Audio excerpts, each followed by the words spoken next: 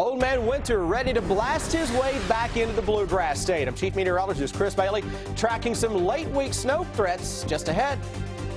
A Clay County woman is charged with murdering her husband, the allegations being that she did not properly care for her husband following a violent car crash. Lexington police are searching for an armed robber that targeted a flower shop. Tracking, alerting, protecting.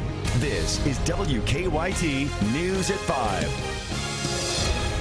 After a string of gorgeous days, we're tracking changes in the forecast. Yeah, and those changes could mean snow for our state. We begin with WKYT Chief Meteorologist Chris Bailey and a check of what is to come. How about it, Chris? Yeah, nothing in the short term outside of a little colder air coming in for your Thursday, but it is by Friday when we see the winter weather threat increasing throughout central and eastern Kentucky. That's actually news compared to what we've had so far this rather tame winter in the bluegrass state. Here's the culprit: big low pressure out across parts of the Four Corners. That's the desert southwest rolling into Texas, where it's going to dump a whole lot of snow into parts of New Mexico, Texas, and eventually the storm track on that will take it right across Texas through Louisiana and then toward the Outer Banks of North Carolina coming up by Friday night and into Saturday. A track like that will eventually throw moisture into parts of central and eastern Kentucky as we go into especially Friday afternoon into Friday night, when it gets cold enough for any wintry mix early in the day on Friday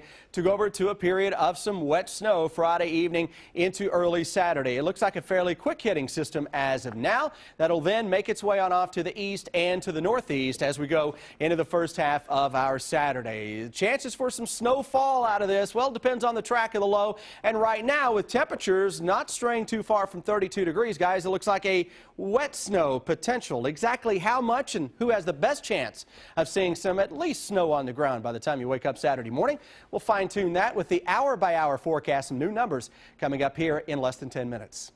All right, Chris, thank you. Police call it a case of abuse and neglect, ending in a Clay County man's death. And now his wife is facing murder charges because of what happened to him. When we first told you about the allegations against Amy Burkhart last week, authorities upgraded her charges from abuse to murder following her husband's death. WKYT's Phil Pendleton is tracking new details in this case in our top story at 5. 32-year-old Amy Burkhart pleaded not guilty to the murder charges this morning in Clay County District Court. She had been charged with criminal abuse, but those charges were upgraded after her husband Charles died.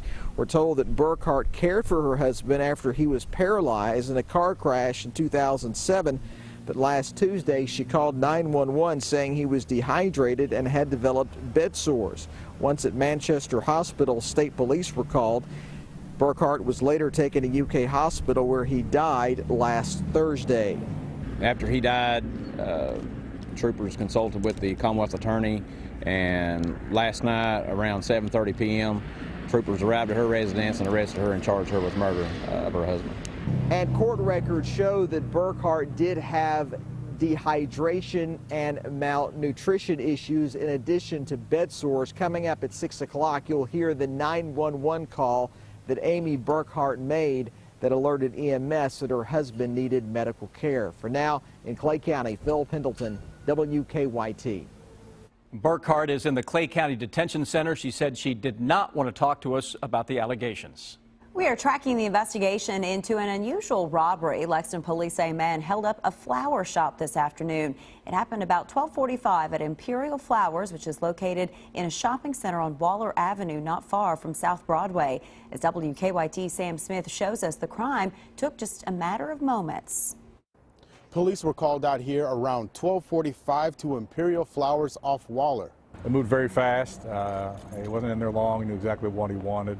Police say a man walked into the shop dressed in a black zip-up jacket, blue hooded sweatshirt, dark pants, and with a blue bandana around his face. 4 employees were inside at the time. He demanded cash from the register and took a phone from one of the other employees, made them all lie down on the floor, and then fled on foot in the area. Robbery is not really something that happens in the shopping center very often or at all. Jordan Jennings manages a shop nearby. He says there have been a couple of incidents in the past year. Often this is a pretty safe area. We don't really have issues with crime here very much, so it's actually pretty surprising that that would happen. Police say the suspect was in his early 20s, and they will check with other robbery reports to see if the description matches this one. I would imagine this is more of a one-off scenario, but I'm not entirely sure, but I feel safe at least. Police say no one here was hurt. They ask anyone with information about this robbery to contact them. In Lexington, Sam Smith, WKYT. Police are checking surveillance video and with witnesses. Police used dogs to search the area but couldn't track down the suspect. Police think he may have left in a car. There is some new video this afternoon of a deadly overpass collapse.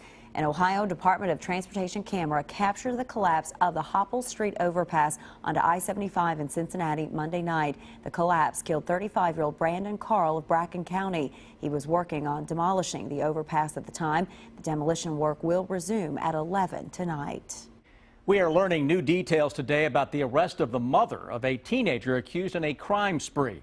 Our county-by-county coverage begins in Grayson County, where deputies arrested Sherry Peters on Monday. According to court documents, Peters picked up 13-year-old Cheyenne Phillips the day she disappeared. She does not have custody or visitation rights and did not have Phillips' father's permission to take her. Phillips and 18-year-old Dalton Hayes spent 2 weeks on the run before being caught in Florida on Saturday. Police say they committed several crimes along the way. In Laurel County, police arrested 7 people on meth charges. State police made the discovery at a home on Slate Lick Road this morning after receiving an anonymous tip. In addition to a one-step meth lab, troopers say they found drug paraphernalia. President Obama laid out his agenda for the upcoming year to a joint session of Congress Tuesday night. He used the speech to say improving the economy is proof his policies have been good for America. Not surprisingly, Republicans disagree. Greg Boswell has reaction from Washington. President Obama boarded Air Force One for a flight to Idaho, Republican turf, looking to sell his State of the Union message. Middle-class economics works. With the economy on the upswing, the president wants Washington to do more to help working Americans. The gap between wages for low and middle-income families and those at the top is staggering. The president's plans include free community college, expanding paid sick leave, and raising the minimum wage. He proposes raising $320 billion for his programs with a tax increase on the wealthiest Americans. All the president really offered last night was more taxes, more government, more of the same approach that has failed the middle class for decades. GOP lawmakers say the president's approach seemed more confrontational rather than someone willing to compromise with the new Republican-controlled Congress. We don't agree on all the issues, that's clear enough. Republicans say they too are focused on the middle class, but insist less government is the answer. They need to be empowered with lower taxes, lower cost, and more opportunities. And GOP leaders are pushing ahead with legislation the president promises to veto, including the Keystone XL pipeline bill. Craig Boswell, CBS News, Capitol Hill. White House officials say they specifically chose Idaho for the president's first stop after the State of the Union address because of its history of voting for Republicans. This is President Obama's first trip to the state since taking office. This week marks the beginning of tax season. If you had insurance through the new health care law last year, expect filing to be a little bit more complicated. WKYT's Rebecca Smith shows us what you can do to make it go more smoothly. Obamacare is the cause of the biggest changes in this year's tax filing season. It's confusing and elaborate because the law is confusing and elaborate. The 8962 premium tax credit form is the one you'll need if you're enrolled in the state's healthcare exchange known as Connect. It's a frankly complicated form, 15 pages of instructions, and there will be a lot of folks who have had simple tax returns in the past that all of a sudden they're not simple tax returns. Certified public accountant David Pruitt says the monthly calculation segment of the form can be especially tricky when you're talking about a joint filing. Many families have a change during the year. Someone might get married and say, one spouse didn't have health coverage before they were married. And so there's a lot of complicating factors that make the calculation complicated. Advice that holds true every year, but especially this year. Try to start early because the earlier you start, the more time I would have available to help you if you're one of my clients, the more time the IRS staff has to answer the phone and answer questions. And if you can choose between filing paper or electronic, opt for the latter. Of course, Pruitt expects a lot more filers to use tax preparation services like his with all the changes this year. In Lexington, Rebecca Smith, WKYT. And for people who did not have health insurance in 2014, there's yet another form, the 8985. It helps you figure out your penalty if you didn't have coverage. More children are ready for kindergarten this school year than last year. The kindergarten readiness screener showed 50% of students were ready to start school. That's up from 49% last year. This is the second year the state has conducted the test. Officials say the numbers reinforce the importance of early childhood learning for all children.